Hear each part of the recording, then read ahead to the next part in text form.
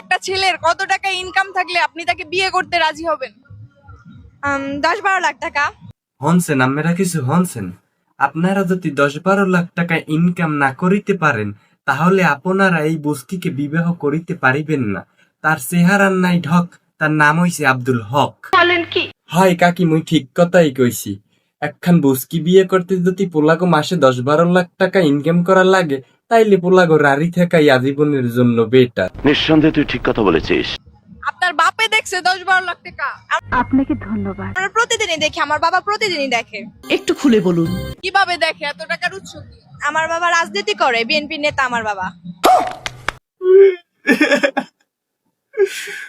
আফা, আমি যে আম্মেরে কইছি ও সময় আমার আবেগে কাজ করছে, বিবেকে না।